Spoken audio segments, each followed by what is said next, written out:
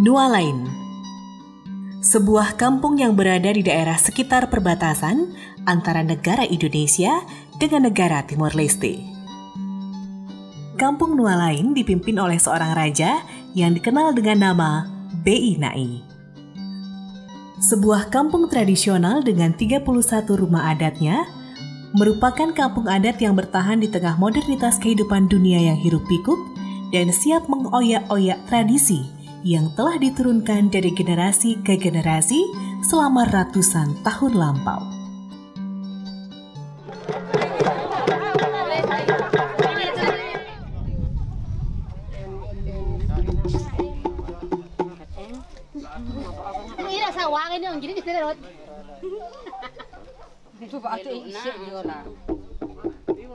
Di Kabupaten Belu banyak sekali rumah adatnya, namun kampung adatnya sudah hitung-hitung dengan jari, tidak seberapa lagi. Namun kami di Desa Nualain masih tetap mempertahankan kampung adat, yang mana dalam kampung adat ini tidak ada 1-2 rumah yang selain punya suku di kampung adat ini.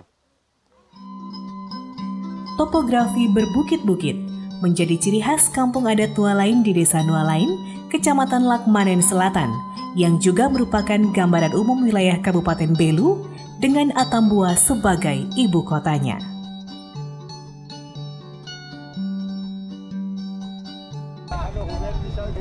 Nualain adalah satu dari sejumlah kampung tua di Belu. Posisinya sekitar 80 km arah selatan Atambua, yang merupakan ibu kota Kabupaten Belu, Nusa Tenggara Timur. Dengan luas 1.284,97 km persegi, sementara jumlah penduduk kurang dari 300.000 jiwa. Daerah ini menawarkan suasana lengang dan tenang.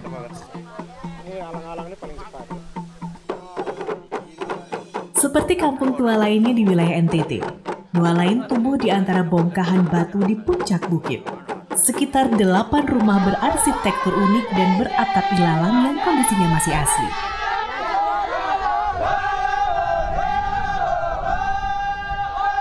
Nualain tumbuh dan hingga kini telah mewariskan berbagai tata cara hidup masyarakatnya, termasuk berbagai cara ritual dan keseniannya.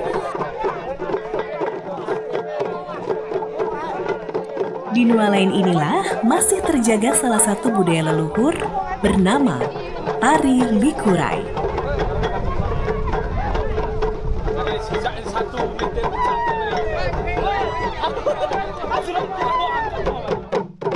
Menurut penuturan para makoan, Likurai terdiri dari 2 kata, yaitu haliku dan rai. Haliku artinya melihat, melayani, sedangkan kata rai artinya tanah. Jadi, Likurai berarti melihat atau melayani tanah. Hal ini terbukti pada saat menarikan tarian Likurai atau heuk, para penari selalu melihat ke tanah. Karena menurut keyakinan orang Belu, tanah merupakan sumber kehidupan bagi umat manusia. Oleh sebab itu, tanah harus senantiasa dilayani atau dilihat dengan sebaik-baiknya, agar tanah dapat memberikan hasil yang berlipat ganda. Dalam perkembangannya, tarian Likurai ini terdiri dari banyak pakem dan ratusan jenis ketukan tihar. Hal ini dikarenakan tarian Likurai memiliki 4 rumpun suku yang ada di Belu, yaitu rumpun suku berbahasa Tetun, Bunak, Kemak, dan Dawan.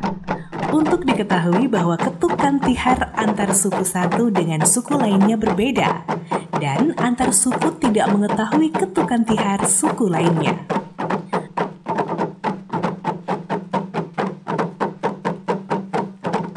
Tarian Likurai akan ditarikan oleh para penari wanita yang membawa gendang kecil yang disebut tihar, dan penari pria yang akan membawa pedang.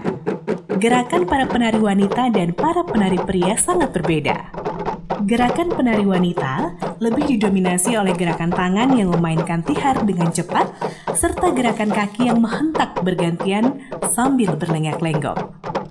Gerakan penari wanita sebenarnya cukup sulit, Selain harus bergerak, penari juga harus berkonsentrasi, memainkan gendang kecil atau tihar, dan menjaga agar irama yang dimainkan tetap sama dengan penari lainnya. Sedangkan gerakan penari pria akan didominasi oleh gerakan tangan yang memainkan pedang, serta akan melakukan gerakan merunduk dan berputar-putar sambil memainkan pedang. Untuk gerakan kaki, penari pria juga akan melakukan hentakan kaki sesuai irama.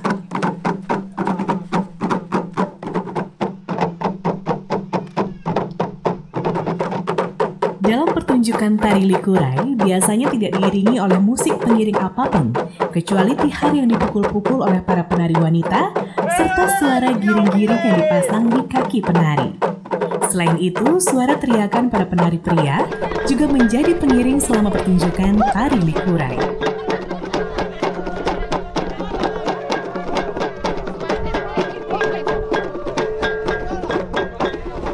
Cara pemrosesannya, likurai ini sebelum terbentuk dan menjadi likurai, proses awalnya bapak-bapak yang punya minat untuk buat ini likurai, mereka pertama bergabung menjadi beberapa orang, jadikan satu kelompok. Itu mereka keluar cari kayu pertamanya. Pertama mereka keluar cari kayu tidak sembarangan kayu. Kayu yang mereka sudah tahu bahwa itu kayu dipakai untuk buat likurai, dia bertahan lama dan kuat dan bunyinya nyaring. Sehingga mereka keluar, dipotong itu kayu yang namanya kayu merah. Juga satu lagi yang namanya kayu tikus, kalau di sini kayu tikus. Namanya pakai bahasa di sini jul. Pakai itu kayu. Terus mereka pikul datang itu kayu, mereka kerja sama-sama. Bekerja sama-sama. Proses pertamanya mereka potong-potong, bikin bentuk untuk likurai. Mereka bikin bentuk. Setelah buat bentuk, baru mereka pahat untuk dikasih lobang. Itu pakai pahat yang pahat tradisional, tidak pahat yang sekarang pahat modern, tidak. Yang Meuwel punya tidak dipakai. Itu pahat alam tradisional. Sangat sederhana sekali itu pahat, tetapi mereka digunakan sampai menghasilkan sebuah likurai. Setelah pahat itu dikasih lubang, setelah itu pakai lagi satu alat yang namanya ini setengah lingkaran begini. Terus cara ini digunakan untuk kasih licin di dalam. Dan pahatnya tadi pertama masih agak kasar, pakai alat lengkung ini dikasih halus dan licin di dalam, agar pada saat memakainya dipukul begitu nyaring, tidak tertoa di dalam. Setelah itu sudah kasih beres di dalam lubang, mulai satu proses lagi yang pakai ini kulit untuk tutup. Tapi kulit binatang tidak sembarang binatang, hanya pakai anak anjing punya kulit, juga kambing. Kalau kulit yang lain-lain mungkin tidak bisa dipakai karena tidak nyaring, tidak bunyi. Kalau dua binatang ini punya kulit, dipakainya bunyi nyaring seperti ini. Lalu cara pengestelan satu lagi, ini harus kulitnya dijahit pakai ikat satu kawat lagi. Kalau yang sekarang pakai kawat, dulu pakai kayu rotan. Rotan ini dibelah lalu diikat keliling, terus jahit sambungan dengan ini kayu rotan tadi. Terus cara jahitnya seperti ini. Terus kalau yang kayu yang di belahan kecil-kecil ini dikasih untuk mengencang. Cara setel. Kalau memang dia belum kencang, bunyi belum bagus, para pemakai pukul pertama dicoba begitu belum nyaring, setel lagi tambah satu atau tambah dua. Di situ begitu nyaring baru mereka pakai pentaskan. Lalu yang untuk pengadaan awal, sejak awal dulu, ini tidak punya tempat pendidikan atau tempat ajar-ajar untuk mencari tahu ini barang. Ini keahlian leluhur sepertinya itu dititipkan sendiri barangkali dari sejak leluhur yang dulu barangkali. Sehingga barang ini terbentuk seperti ini tidak punya satu contoh atau satu tempat untuk dididik khusus untuk mengetahui hal ini. Itu sampai berkelanjutan dari lapisan ke lapisan sampai di generasi sekarang masih tetap ada dan malah pengembangannya lebih bertambah karena sudah sedikit banyak yang sudah dapat memiliki untuk teknik-teknik untuk membuat ini. Nah, sehingga sampai generasi yang sekarang ini juga masih tetap berkelanjutan dengan buat ini barang untuk memperbanyakkan. Nah, lalu dia punya seni budaya pada khususnya memakai ini di saat-saat yang seperti tadi di wawancara duluan tadi, seperti itu. Untuk kostumnya, penari likurai akan mengenakan kostum adat. Untuk penari wanita, akan menggunakan kain sarung yang menutupi tubuh mereka dari dada hingga kaki, serta akan mengenakan ikat kepala khas Belu dan aksesoris lain seperti kalung. Sedangkan para penari pria biasanya akan mengenakan baju lengan panjang dan kain sarung untuk bawahannya, serta memakai ikat kepala khas Belu. Punya kebiasaan likurai ini tujuannya kita menerima tamu. Itu satu, terus yang berikut lagi kalau memang kita punya algojo atau para pejuang pulang dari perang, kita terima mereka dengan likurai. Jadi dua fungsi ini itu bukan dua saja, yang berikut lagi kalau macam kegiatan rumah adat seperti pikul tiang agung itu juga likurai dengan TB lagi. Hanya iringi dengan TB likurai, kita merasa senang karena sebelum satu kegiatan adat ini dimulai paling kurang tidak ada persiapan rapat awal. Rapat anggota suku, dalam rapat anggota suku itu segala sesuatu kegiatan itu diputuskan untuk diselenggarakan dan untuk dilaksanakan. Jadi fungsi daripada likurai itu seperti itu, Pak. Tarian likurai bukan sebuah tarian yang sudah mengalami modifikasi, bukan tarian yang baru saja diatur, dihasilkan, dibikinkan koreografinya dan lain-lain pada beberapa waktu terakhir, tetapi itu betul-betul merupakan warisan budaya dari masyarakat Belu dan Malaka sejak lama sekali, bahkan sebelum Indonesia merdeka. Itu dulu di daratan timur ini ada dua kerajaan besar, namanya Kerajaan Wiwiku dan Kerajaan Wehali. Ya. Selain itu ada beberapa kerajaan lain, tetapi dari segi peruntukan atau fungsi dari tarian likurai, sebenarnya ini adalah sebuah tarian adat yang betul-betul khusus untuk menyambut ditarikan pada saat menerima kunjungan dari tamu-tamu kehormatan. Jadi kalau kita menengok sejarah, kalau ada dua kerajaan, Kerajaan Wiwiku dan Kerajaan Wehali yang ada di Timur Barat, termasuk dulu sebelum Portugis masuk ke Timur-Timur, itu seluruh masyarakat Timur Barat, mulai dari Atambua, Malaka, terus sampai ke Dili, itu semuanya yang menggunakan bahasa Tetun, budayanya itu mereka punya tarian likurai itu. Jadi tarian Likurai memang dihasilkan untuk menerima tamu-tamu kehormatan. Misalnya ditarikan di pusat kerajaan Wewiku pada saat mereka menerima tamu kehormatan dari pimpinan raja dari kerajaan Wehali atau sebaliknya.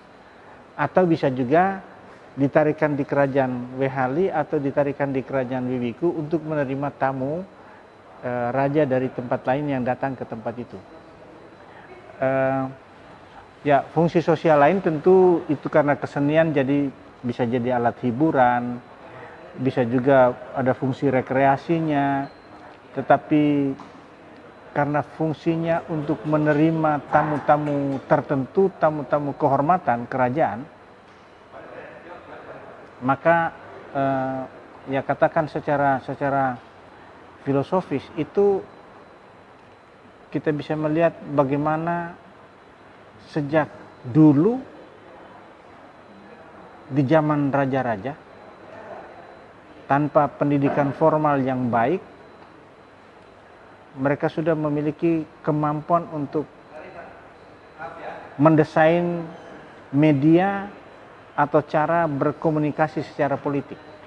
Jadi dari sisi komunikasi politik itu adalah bagian dari bagaimana cara mereka untuk menerima tamu kehormatan dari negara atau dari kerajaan lain.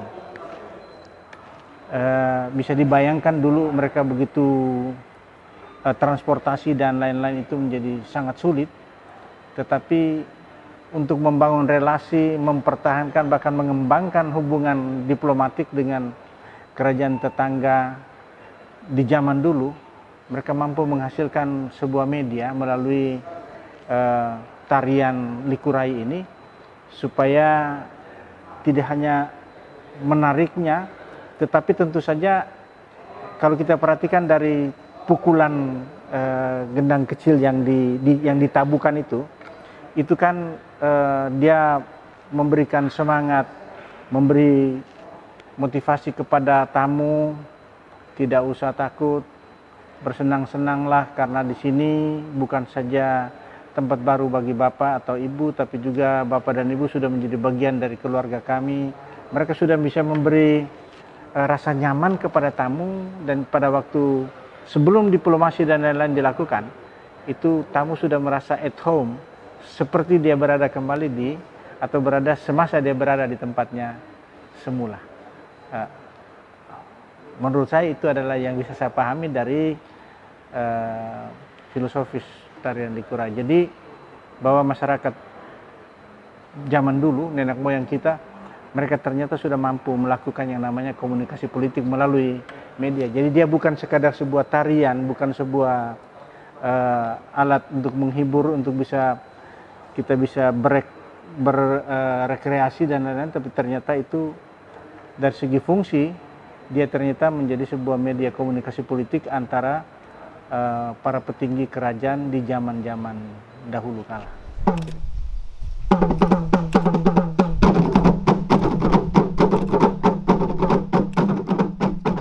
Selain sebagai sebuah seni pertunjukan yang sering dipentaskan, tarian Likurai juga menjadi media yang menghubungkan umat manusia dengan Sang Pencipta, menjalin persahabatan sebagai sarana bagi kaum muda-mudi untuk mendapatkan jodoh, serta pesan moral yang lain pada penonton.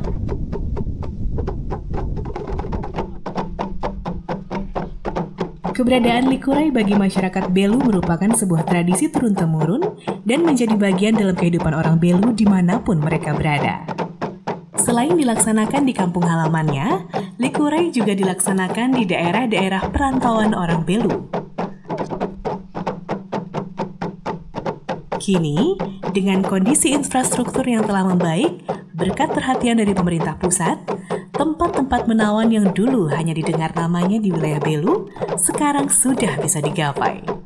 Meski di sudut negeri, bukan berarti dilupakan, bahkan nasionalisme lebih tampak di sini. Bagi mereka, Belu adalah rumah merah putih, dan merah putih adalah Indonesia. Sedangkan dua lain adalah tanah penuh tradisi dan Likurai adalah tariannya yang di dalamnya tersirat ketangguhan masyarakat untuk menjaga warisan nenek moyang. Di dalam tarian ini, mengalir dan mengalun keindahan dalam setiap rancak tangan perempuan menepak tihar, serta hentakan kaki menapak bumi.